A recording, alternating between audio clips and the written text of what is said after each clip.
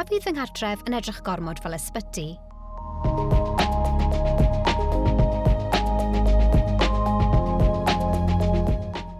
Mae pobl yn deud wrthym pam fydd y peiriant dialysis ac offer a chyflenwadau eraill yn cyrraedd y tŷ ei fod yn teimlo'n wahanol iawn, ond mae'n dod yn normal i'r cartref cyfan yn eitha cyflym.